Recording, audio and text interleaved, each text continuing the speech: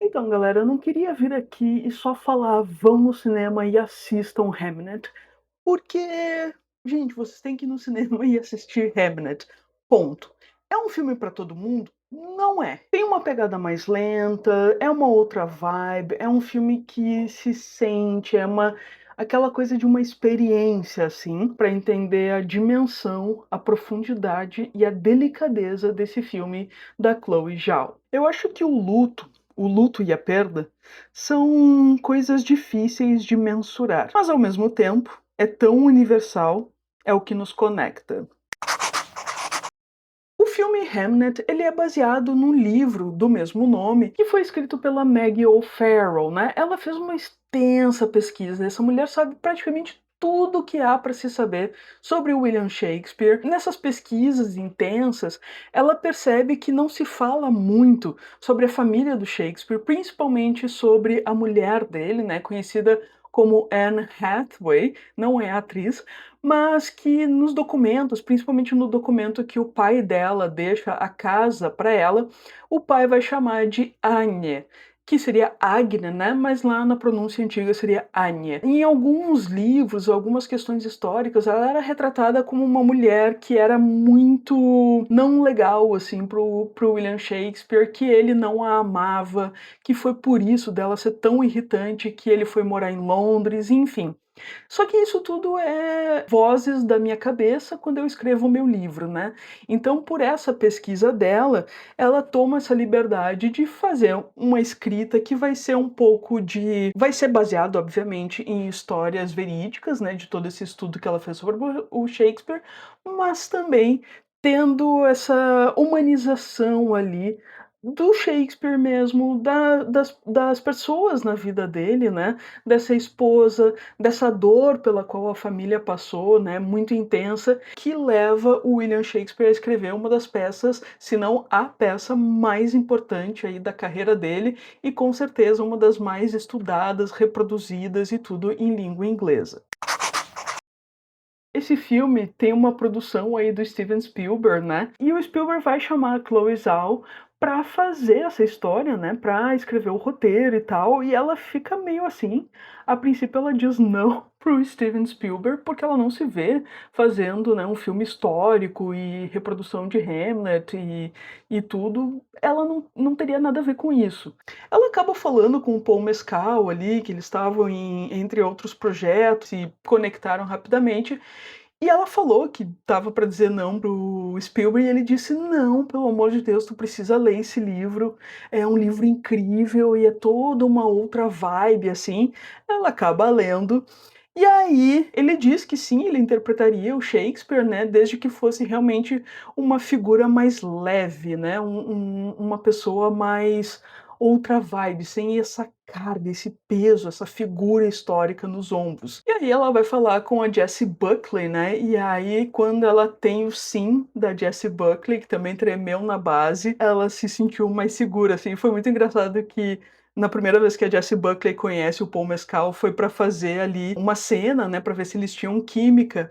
E a Jessie Buckley disse que sentiu uma pressão muito grande. Ela disse: "Nossa, eu seria a única mulher do mundo que não iria ter química com o Paul Mescal se eu for recusada para esse papel, né". Então, essas histórias de bastidores aí fez com que a Chloe Zhao topasse fazer o filme, mas ela precisou chamar a Maggie O'Farrell. Ela disse que não conseguiria escrever o roteiro se a autora não tivesse ali, principalmente por toda a bagagem de estudo, né, que a Maggie teve. E eu acho muito legal que é um filme que não é sobre o William Shakespeare, é sobre duas pessoas, né, que se apaixonaram, que constituíram uma família. Um deles é um artista, um escritor, né, estava ali dando aula de latim para pagar a dívida que o pai fez, mas são pessoas mais palpáveis, né. E quando vai se tratar da dor da perda, vai ser algo muito mais íntimo, né. Tudo que o Shakespeare não se tinha, porque na época não ia ter bastidores ali, né. Por exemplo, todos os retratos de Shakespeare foram pós-morte, né, pelo que disse a própria Maggie O'Farrell. E é nisso que o William Shakespeare vai ser sempre chamado como Will, né, em todo o filme, né, ele vai ser sempre falado, referido e chamado como Will, nunca como William, nunca como Shakespeare. Então esse peso do nome sai, né, a gente realmente tem a intimidade dessa família. O quanto se tudo é pensado, né, e é isso que eu queria entrar muito aqui com vocês, né, vocês até em comentários e tal me falam sobre aprofunda mais, fala mais sobre a direção de arte, fala mais sobre, né, esses bastidores, então eu acho que esse filme é perfeito pra gente falar sobre isso, né. Quando a gente faz, direção de arte, quando a gente pensa em direção de arte, que em inglês é chamado de production design, que seria o design de produção, né, a produção da visualidade do filme. E claro, lá tem uma proporção muito maior de equipe, de tudo, né. Mas a arte, ela faz com que aquilo que está sendo descrito no roteiro se torne material. Então a gente vai trazer para o palpável, para o 3D ali, né, tudo que vai ser narrativo, todas as questões dos personagens, dos ambientes, dos objetos, objetos pessoais, objetos presentes no cenário, tudo isso, essa materialização faz parte do trabalho da arte, né, da produção de arte. Foi muito claro, assim, né, assistindo o filme, que a Agnes ela vai ter esse peso de personagem principal, né, e eu achei muito interessante a caracterização dela e o cuidado que se tem, né, com toda a representatividade dela, de quanto ela é vivaz, de quanto ela é da natureza, tá ali nos figurinos, tá ali na caracterização visual, né, maquiagem, figurino. Então essa questão da concepção visual dos personagens, né, ela é muito importante, ela vai partir, óbvio, da diretora com a diretora de arte ou a production designer, né, e a equipe, né, a figurinista, os maquiadores e tudo, para ter como ela é, né. E óbvio, a atriz também vai ser chamada para essa conversa, né, de como é a personagem Agnes, né. Então essa mulher que está sempre na floresta, né, e ela é chamada de bruxa por todos, e eu achei isso muito interessante também, né, o papel da bruxa, porque ela trabalha ali com ervas, ela tem todo esse conhecimento, medicinal, né, através dos produtos da natureza, enfim, isso bastava para queimar numa fogueira muito tranquilamente. Mas essa coisa de ela não era uma mulher habitual, né, não era o comum da época, então não, a Agnes tinha essa questão muito da conexão dela com a natureza, de estar ali, né, na terra.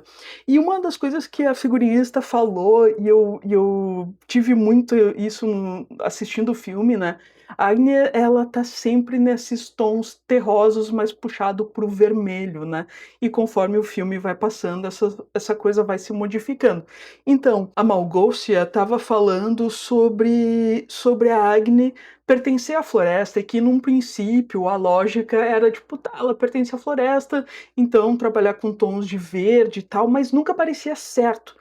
O que parecia certo para Agnes era ela ser vermelho, né, representada pelo vermelho. E se a gente for pensar na analogia, né, nos simbolismos das cores, o vermelho é a paixão, o vermelho é essa vivacidade, o vermelho é fogo, né, o vermelho é sangue. A Agnes ela é como um produto da floresta, ela é como uma cereja, né, mas ela também é como um músculo que está ali pulsante de sangue vivo, ela é vivaz, né, e isso vai se transformando, com a perda do Hamnet, né, quando a gente vai avançando mais para o fim, toda essa questão de o sangue seco, né, então ela vai indo para os tons mais terrosos, mais para o marrom mesmo, até a Malgócia falou que ela vai secando gradualmente como uma casca de ferida, essa coisa do sangue seco, porque sim, ela perde, né, quando uma mãe perde um filho, se perde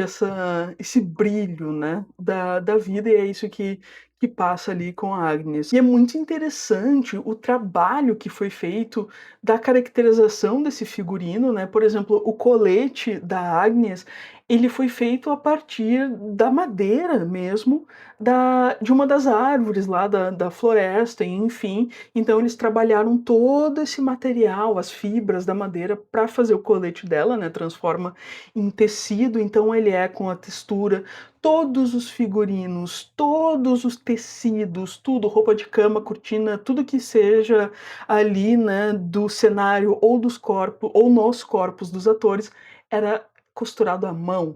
Então, tudo que era como na época, né, na época se costurava à mão, não tinha máquina, assim, o acesso à máquina de costura, né, enfim. Então é uma trabalheira do caramba, assim. Imagina então ali, né, o figurino. Outra coisa, ela comenta que a blusa da Agnes, quando é criada, né, a peça ali nos bastidores, ela era de um laranja vivo. Só que a Agnes está sempre na terra, na floresta, então é óbvio que a gente precisa agregar vivência, como a gente chama, né? São peças que tu tem que sujar, tem que dar essa coisa de ela usa essa camisa há anos, né?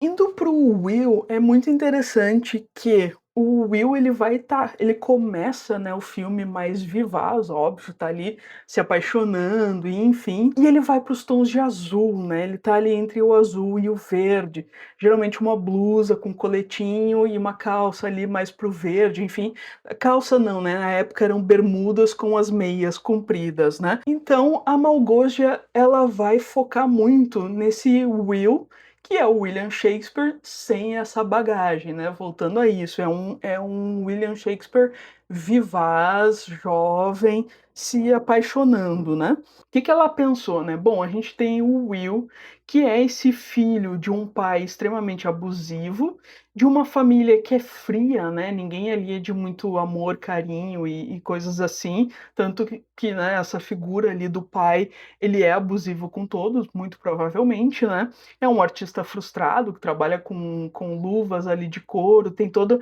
as peças todas numa delicadeza, né? Mas ele é aquela coisa bruta, sempre usando a força física, né? Contra os filhos. E nisso, essa dor interna, esse ódio interno que tá ali no William, ele foi muito representado através do colete que ele usava com os cortes, né? E se a gente perceber, esses cortes eles vão aumentando de tamanho conforme o filme avança. E eles são o símbolo do grito, né, de revolta e esse grito contido constantemente dentro do Will, né?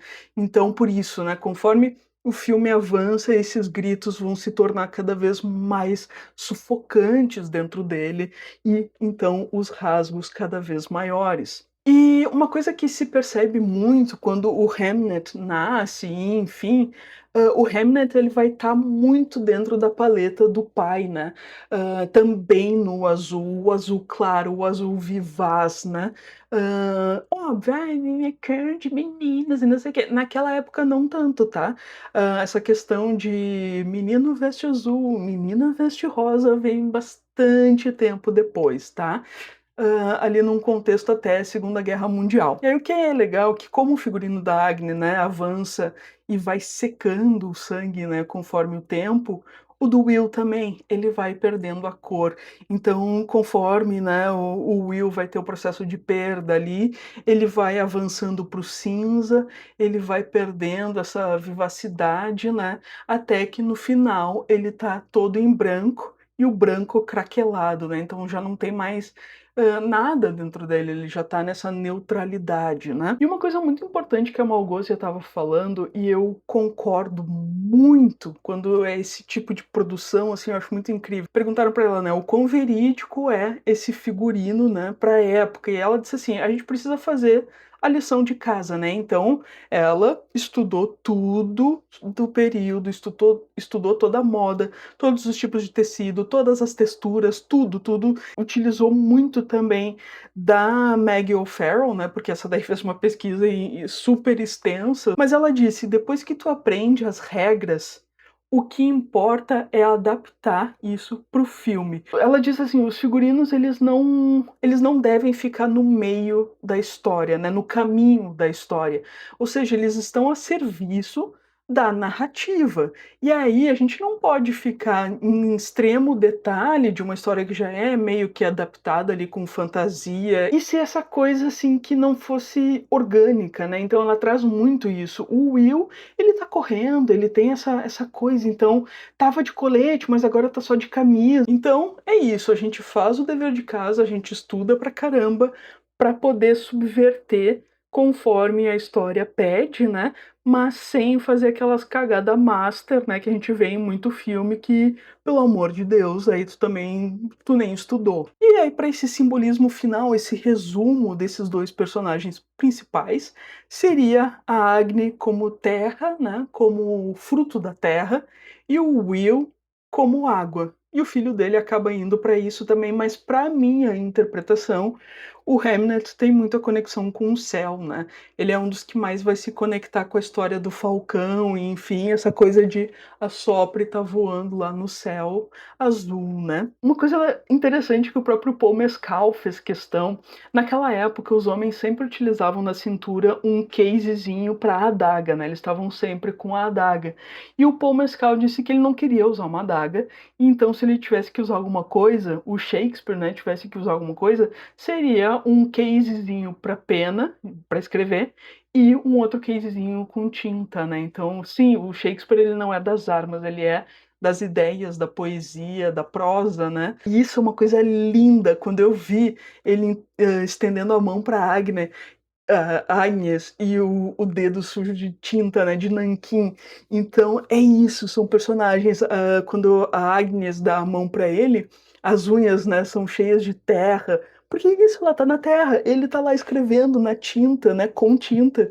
Então isso é uma caracterização de personagem, né, isso é atenção aos detalhes, né, ter esse foco da maquiagem ali, que não vai intervir, não é uma coisa que vai chamar a atenção e tirar o público, desconectar o público da história, né. É muito importante a imersão e isso tá sempre, à frente, né. Uma das coisas muito interessantes que o filme traz é a história que o Will vai contar, que seria o Orfeu e a Eurídice, né. Eram esses 2 apaixonados, que no dia do casamento a Eurídice foi perseguida ali por um pastor, e aí ela acaba sendo picada por uma cobra, e aí ela vai para o submundo com o Hades, aí o Orfeu vai atrás, né, pra tentar trazê-la, e o Orfeu, como ele era esse encanto da música com a harpa dele e tudo, ele consegue encantar os Cérberos, ele consegue encantar o Caronte, né, que vai atravessar ele com a barca para ir até o Hades, e aí faz aquela negociação, tu sair daqui sem olhar para trás e ela te seguindo, consegue sair do submundo, se tu olhar para trás, ferrou. Ele olha para trás e a história do Will termina aí. Só que o que é interessante é que o que o Will não conta diz muito sobre o próprio personagem. Então, quando isso acontece, né, com a Eurídice e tal, o Orfeu ele vai sair igual, né, todo ferrado. Só que daí ele vai lá e fica isolado lá num outro território, enfim. E aí ele entende, né, ele vai ter essa compreensão de que o amor, ele não é só carnal, né, ele não é uma coisa só física, mas ele transcende a presença física. E isso é super poético, super importante para o Will, né. O Will que estava sempre ausente, porque ele tinha essa necessidade de escrever, de estar ali prosperando, né. E a falta física do filho, né, essa coisa de entender que segue, né, esse carinho segue, a dor segue, porque o amor tá ali com ele, né. E outra coisa, o Orfeu no mito, né, ele entende também que o canto e a poesia são as únicas ferramentas capazes de abrir caminhos para a espiritualidade e lidar com a finitude humana. Isso é a trajetória do Will, né? Essa coisa de eu não consigo falar, eu não consigo expressar, eu só consigo expressar através da arte e da poesia. E é a forma, né, como o Will vai ter essa coisa de poder sobreviver pós-luto, né, pós a perda, através da arte, contando histórias, né. Dentro disso, de simbolismos e tudo, né, uma coisa que também foi bastante interessante, aquela peça de teatrinho ali que as 3 crianças fazem, né, pra Agnes como surpresa, que o Will prepara e tal, elas estão interpretando as 3 bruxas, né, as 3 bruxas que vão estar na história do Macbeth também, mas que são também um mito, né, essas 3 bruxas das previsões do futuro, e eu lembro que elas são super presentes aquele desenho do Hércules, né, que elas têm um olho só e ficam uma entregando o olho para outra. Essas 3 bruxas, a mitologia delas é que elas tecem o fio da vida humana, né. E aí elas decidem também quando cortar. Elas tecem e elas cortam o fio da vida humana. Na mitologia, elas também representam a desordem moral e o caos, né, e isso vai estar mais relacionado à história do Macbeth ali, né. Tanto que a frase mais famosa, e aí que eu me liguei que é a frase que as crianças repetem, que é "Fair is fall, fall is fair", ou seja, o belo é feio e o feio é belo, né. E aí chega a parte ferrenha, né, onde a irmã ali a irmã gêmea do Hamnet vai contrair, uma enfermidade, né. Muito certo seria ali a questão da peste negra, que vai assolar, né, toda a Europa ali. A questão de como a peste negra foi resumida através do teatrinho ali de luz e sombra, né. Então a gente tem a gêmea ali infectada, né, e tá num processo bem horrível, e dentro desse misticismo, desse simbolismo todo, o Hamnet, ele que era sempre cobrado pelo pai para ser um homem bravo, corajoso, né, o herói, o príncipe guerreiro ali com a espada dele, enfim, ele vai ter essa coisa de enganar a morte, né. E aí, porque nós somos gêmeos, ela não vai nos diferenciar, assim como eles estavam brincando antes, né, cada um vestiu a roupinha do outro, e aí a gente atenta também, né, o Hamnet de azul, a gêmea dele que eu esqueci o nome, já com as cores da mãe, só que, algumas roupinhas, né, por cima para não ser tão explícito a mãe. E aí, né, o Hamnet vai ali, ele já tá vendo a morte, né, vai enganá-la. Óbvio, né, a gente pode ir para o lado literal, em que ele ficou embaixo das cobertas, respirando o mesmo ar da irmã, se contaminou, e aí como ele não deu tempo, né, de ter todas as medicações que a mãe preparou para a irmã, ele acaba sucumbindo à enfermidade, né. E, cara, é muito bonito a passagem dele, né. E a passagem dele vai ser através do palco, né, que a gente vai ver depois, é a peça de teatro do Will. E aí essa cena, né, vai ter o Hamnet com todo o sofrimento dele ali, e ele vai partir nos braços da mãe, agonizando muito, né, tendo um partir muito horrível, e o desespero da mãe até se dar conta, né, que ele descansou.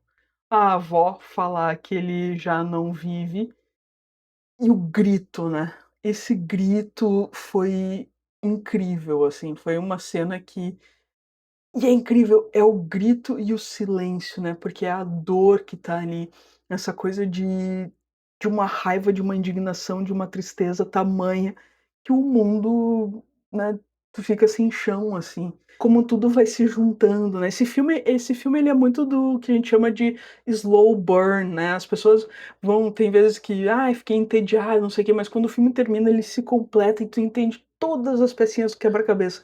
Então tá lá o Hamnet, o menino, né, ali no palco onde ele vai estar depois, onde a mãe dele teve a previsão ali do futuro, né, "Ah, eu te vejo como espadachim", e aí a gente tem um filtro, e isso eu achei muito interessante também. No primeiro momento fiquei: "Nossa, ele tá indo pra uma igreja", né, porque me pareceu o confessionário ali, mas é um filtro, né, esse filtro quase como o material e o imaterial, né, como filtro entre vida e a passagem, né.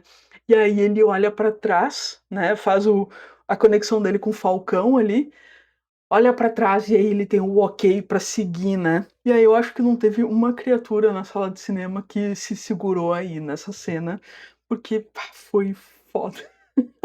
Então, nossa, a Jessie Buckley, ela já ganhou, até onde eu tô fazendo esse vídeo, ela já ganhou, né, os prêmios ali como melhor atriz, e eu espero muito que ela leve o Oscar, porque ela merece. Eu acho que não tem competição com ela nessa categoria, assim, porque ela tá incrível, ela tá impecável.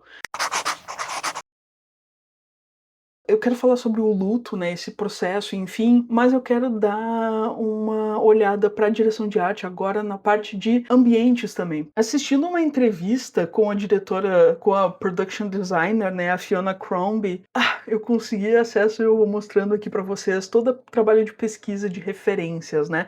Isso é um dos primeiros processos que a gente faz na direção de arte, depois de ler o roteiro, falar com direção e tal, é a questão de estudos, né, óbvio, históricos, se o filme se passa num período histórico, mas também as referências visuais, aquilo que a gente está planejando para materializar o filme, né, a história, né. Então a gente vai pesquisar, referências para os objetos, referências para os cenários, como eram as casas naquela época. Obviamente aqui a gente partiria, né, elas partem para pinturas, estudo de cor, estudo de textura, como eram os tecidos, de que eram feitas as roupas, toda a questão da natureza. Essa galera teve uma pesquisa incrível com profissionais, hã, da biologia ali para ter referência das plantas da época, né, as questões medicinais, as plantas que estariam florescendo naquela época, toda essa questão super estudada e isso vai sendo modificado no cenário. A primeira casa, a casa da família da Agnes, é uma locação, ela foi adaptada, obviamente, né, como a história demanda, e uma das coisas muito que se prestou muita atenção, tanto a direção de arte como a set decor, né, quem vai estar, fazendo os cenários, enfim, a questão vida, né. Essa casa vive, se alimenta, tem todas essas questões, né, então é uma família que realmente mora ali, o que que eles precisam? Eles precisam, né, de um ambiente para cozinhar, a gente precisa de todas as questões que vão estar ali, uma grande na época se cozinhava em lareira, né, principalmente, então uma grande lareira com as panelas, com o atiçador de fogo, a mesa, né, onde vão estar preparando os alimentos ou salgando a carne para o inverno, transformando em conserva as coisas, né, para durar para o inverno ou não, é época ali das colheitas, então preparando as flores. Tem a cena da Agnes, né, trabalhando ali, fatiando as maçãs, muito provavelmente para secar ao sol. Aí a cena em que o Will e a Agnes vão ficar pela primeira vez, todo ali os pêssegos, né, as frutas em caixas e tudo. Então todo esse trabalho ali, né, trazendo texturas, né. Isso é muito importante, texturas, o uso das cores, como, né, onde vai ser posicionada a câmera pelo fotógrafo, o que que vai estar em quadro nisso, como a gente emoldura esse quadro, enfim, tudo que está presente, né. Indo para casa da família do Will, ali foi um set, né, ali é um set construído, né, do zero, porque se precisava, né, e isso foi uma coisa que a Chloe Zhao, ela super não aceitou na primeira, e aí a Fiona Crombie dizendo: "Eu consigo, a gente consegue fazer isso pra ti, né, e vai ser perfeito, vai ficar perfeito", enfim, então ele é tudo planejado, né, aqui tá a planta baixa, né, da construção, então ter ali o chão sério, o chão é um encanto, né, as pedras ali com textura, né, que tem o brilho, ela reflete a luz. Nós temos todo esse trabalho em madeira, as vigas, né, com bastante vivência, com bastante história ali, né, óbvio uma reprodução, as paredes, como eram as construções da época, tudo que se precisa ali, né, as salas. E aí ela falando, a Fiona, né, sobre essa conversa importante com o diretor de fotografia, porque como vai ser a luz, né, foi a escolha dele com a Chloe Zhao, de que, ok, luz de velas e tal, mas eles não queriam encaralhar de vela como foi Barry Lyndon, por exemplo. Ele queria muito pontual, e eu acho isso incrível. Sabe a novela, né, nada contra, mas as novelas da Globo que a criatura me acende um abajur, e aí ilumina o quarto inteiro. Não é o caso, naquela época era escuro, vela é caro, né, então quando vai se acender vela, tem uma escuridão do caramba ao redor, porque não importa iluminar lá, importa onde a gente está jantando, né. Então, se é escuro, é escuro. Durante o dia, a Fiona Crombie, ela construiu a casa pensando no nascer do sol e no pôr do sol, então eles iam abrindo janelas conforme conversas com o diretor de fotografia, abrindo janelas para ter essa luz natural ali e ajudar, né, nessa coisa mais orgânica, naturalização, né, nada de super luzes acesas dentro do cenário e cagando toda a atmosfera que a Chloe Zhao super quer construir, né. E nessa casa da família, né, uma das coisas que mais me pegou, assim, é a cena de jantar da família que o Will chega ali e já começa a apanhar do pai, né. Como a família, ela é essa representação escura, né, e eles são muito pertencentes àquela casa, porque a gente tem aquela mesa escura, óbvio, né, tudo era muito de madeira ou metal, ferro, né. Então a casa é escura, é noite, tá escuro, a família toda ali entre preto, marrom, tons muito escuros, né. Como eles pertencem ao ambiente, como esse ambiente é repressor, né. O teto é mais rebaixado, então ele oprime as pessoas, né, tu precisa te o Will precisa se diminuir para entrar. O Will, ele obviamente não pertence, né, então ele precisa ser reduzido para entrar na casa dos pais dele, né. O quanto os ambientes podem ser, nem sempre são, narrativos e ajudam a narrativa, né, e são coisas isso é uma coisa que eu até converso bastante com a minha psicóloga, né. Como está difícil, cada vez mais, encontrar filmes em que proporcionam imersão, né. A maioria dos filmes, é isso, é uma loucura TikTok, né, e aí óbvio, é um trabalho em equipe, né, a trilha sonora, a fotografia, a arte, o elenco, né, toda essa delicadeza da Zhao pra contar histórias, enfim, imersão é uma das coisas mais importantes e eu quero fazer um vídeo sobre isso. Depois a gente tem a casa do William Shakespeare, né, que ele constrói ali, então, esse também é uma locação.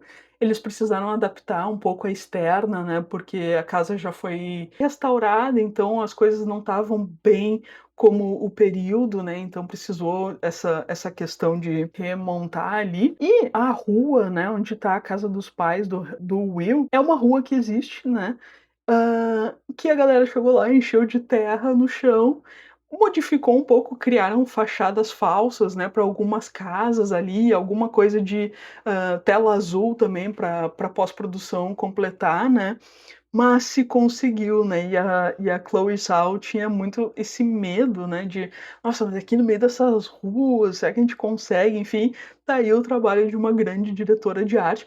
Indo pra coisa ali da casa, né, eu gosto muito do quarto da Agnes com o Will, né, e é um ambiente de poucas coisas, né, o principal ali é a cama, a mesa onde o Will escreve, né, e pouquinhas coisas ali para roupa, enfim. Mas uma coisa muito interessante que a figurinista destacou junto com a diretora de arte, é que a cama, ela também modifica, conforme o tempo, né, antes de Hamnet, né, com Hamnet e pós, a partida do Hamnet. Então a cama ali no início, ela vai estar com vermelho, eles ali na cama dormindo juntos, enfim, tá com vermelho, e aí pós o Hamnet, a cama vai para um azul, mais acinzentado, né, então a cama perde a vivacidade dela, né. E uma coisa muito legal, não sei se vocês sabem, né, o William Shakespeare, ele tinha esse espaço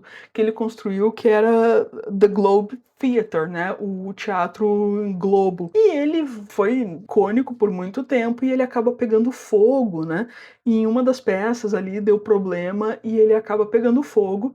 Ele chega a ser reconstruído, essa reconstrução também não durou muito, e hoje ele existe, mas ele é todo uma reconstrução, e a Zhao e a diretora de arte, todo mundo, o fotógrafo, enfim, foram lá, mas assim que eles entraram, deram uma olhada, eles já sentiram que não.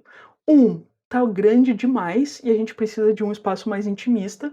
2 tá moderno demais e a gente precisa de algo mais roots, né.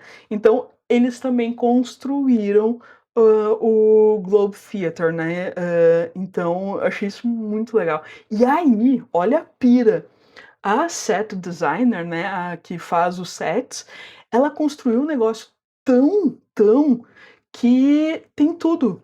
Ele é funcional por completo. Então ela fez o palco, fez ali onde o público fica, e nas coxilhas, a parte de trás ali do palco, enfim, os camarins, ela fez também tudo que seria preciso. Então, os atores que estão fazendo a reprodução da peça do Shakespeare no filme, né, de Hamlet no filme, são atores que realmente fazem isso no teatro, né, e eles era incrível, assim, que pra eles entravam pro backstage, né, e ali tinha tudo, tinha a espada envenenada que o ator precisava usar, tinha, o copo com veneno, enfim, tinha tudo. E elas deixaram até uns easter eggs, assim, de coisas no cenário que fariam referências a peças anteriores, então é puro, né, fãs dando pause ali e vendo. Mas olha esse nível, né, incluindo ali no quarto onde vai estar o William Shakespeare, né, chorando, enfim, todo o processo ali, também, né, com coisas ali do teatro. Ele se tornou super funcional, real, oficial. Uma coisa que a Małgosia falou, e eu achei muito legal, a figurinista, né, na época, né, ela estudou ali que os atores das peças em geral, eles se vestiam com roupas muito similares ao que o público estaria vestindo. Por quê? Porque isso era uma técnica para que o público pudesse se conectar com as pessoas no palco, né, em cena. Então já para causar essa imersão ali com o povo. E aí ela constrói todo o figurino, né, ela faz todo o figurino em linho, né, um linho mais cru, mais pesado, e depois ela pinta à mão. Então ela mesma, a própria figurinista, ela não mandou ninguém fazer, ela pegou tinta, foi lá e pintou os figurinos à mão, né. Como inclusive seria na época. A trilha, quando ela funciona, ela te traz para o filme. Tu vai ouvir, mas tu não vai raciocinar ela, tu vai sentir. Ela traz a emoção da cena, ela contribui para a emoção da cena, ou vai fazer que nem o Kubrick, que vai estar numa cena de extrema violência, com uma música super nada a ver com aquilo, né. Então, nossa, não tinha uma criatura que não estava chorando no cinema, né. O Max Richter, ele também fez a trilha da A Chegada, né, The Arrival. Então, todo esse desenho de som, né, e ele trabalhou muito também com silêncios, né, e o som da natureza, e isso é uma coisa que corrobora muito com o trabalho da Chloe Zhao, né, de ter espaço, de ter tempo, de ter, hã, liberdade de ouvir o nada, de existir, só estar ali vivendo aquele momento, né. Então, tem a questão da natureza, a lenha crepitando ali na fogueira, né, ou na lareira, o som do vento, o som dos pássaros, é uma outra, e isso é imersão, isso traz a gente para o filme, né, para vivenciar o filme, experienciar o filme, né, de uma forma coletiva com todos ali no cinema, né. Então eu acho que, né, quando as pessoas vão pra essa: mas essa música", tu não tá conectado, né, então rolou algo aí que tu não conseguiu conectar com o filme, né. Mas sim, óbvio, tem vezes que puta que pariu, tu escolheu essa música pra essa cena, que coisa absurda, porque daí é um negócio que tanto não encaixa que nos desconecta, né. E uma coisa legal que eu prestei muita atenção durante o filme também é a montagem. E quem faz a montagem dos próprios filmes, mas ela diz o primeiro corte é a própria Chloe Zhao, né? Porque ela diz assim, é muito tempo depois. Lá quando eu tô escrevendo o filme, para depois que eu gravei, para montar, eu sou uma pessoa diferente. Então eu preciso entender aquilo que eu gravei e conectar, né, fazer sentido. Depois que ela faz o primeiro corte, quem assumiu aqui foi o Afonso Gonçalves com a montagem, e ele disse em entrevista, né, principalmente a última cena. A última cena tinha 40 minutos, e ele disse: "A gente precisava reduzir, reduzir, reduzir, reduzir". E é isso, né, o que que esses 40 minutos Qual é a essência?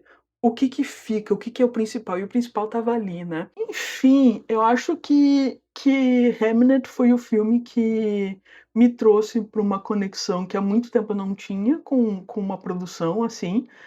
A imersão, né, que eu tanto falei em terapia. E é isso, né, todo mundo que teve experiências com luto, com perdas, enfim, é bem o que a Chloe Zhao falou, né, é um sentimento universal. Então é isso que conecta todo mundo, né, uma coisa que a gente não precisa de palavras para descrever a imagem, né, sustenta o significado e a gente conecta, né. Acho que foi isso que também me inspirou a fazer esse vídeo mais longo, né, eu agradeço quem ficou até aqui, porque é um filme que permite isso, né, ele é um filme tão bonito e que fica com a gente depois.